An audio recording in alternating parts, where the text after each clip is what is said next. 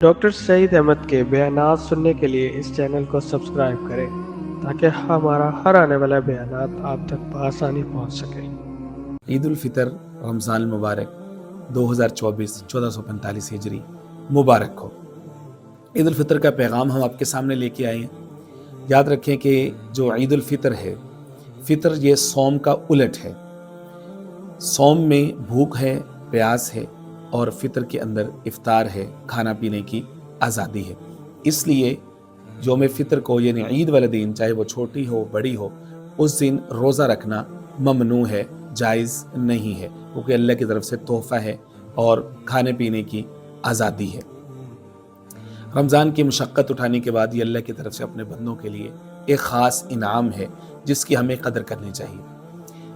ईद उल मुबारक हम कैसे गुजारें, इसके ऊपर कुछ बातें आप हज़रात की खिदमत में अर्ज़ करना मकसूद है।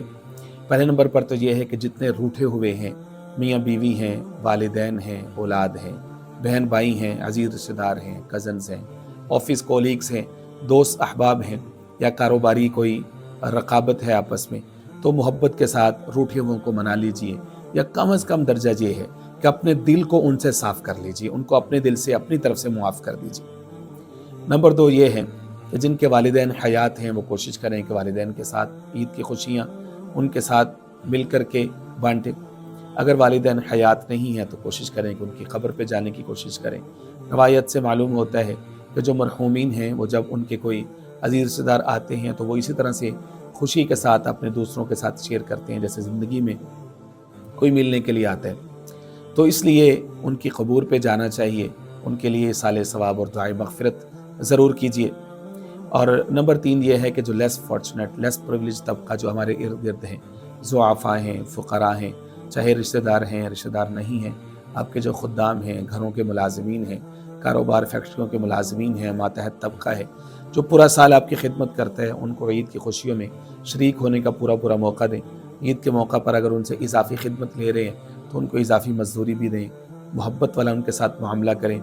और जिस तरह से आपके बीवी बच्चों की ज़रूरियात ख्वाहिशात हैं, इसी तरह से आपके मातहत मुलाज़िमीन के बीवी बच्चे हैं, उनकी भी उसी तरह से ज़रूरियात और ख्वाहिशात हैं। तो उनको खूब अच्छे तरीके से उनको मौका दें कि उनके बीवी बच्चे भी खुशियों में इसी तरह से शरीक हों, उनको खूब इज़्ज़त दें। नंबर 4 जो आखिरी बात है वो ये है कि मुल्क व कौम की सलामती के लिए ख़ुसूसी दुआएँ करें। अल्लाह हमारे मुल्क पर रहम फरमाए। काफ़ी अरसे हो गया मुल्क का तो चप्पा चप्पा है, कोना कोना है, अनारकी है, बम धमाके हैं, लोगों के मालो जान तिजारत ख़तरे में है। अल्लाह ताला हमारे मुल्क के ऊपर ख़ास रहम फरमाए, हमारे गुनाहों को माफ़ कर दे, हमें हिदायत के रास्ते पर कायम रखे।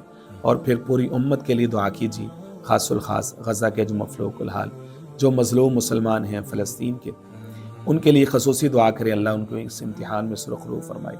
और जो मुखालिफीन हैं, यहूद व नसारा हैं, अल्लाह उनके कटछोड़ को तबाह करें और मुसलमानों की मदद फरमाए और आलम इस्लाम के अंदर इत्तिहाद की शक्लें पैदा फरमाए। अल्लाह ताला समी नसीब फरमाए। वमा अलैना इल्लल बलाग।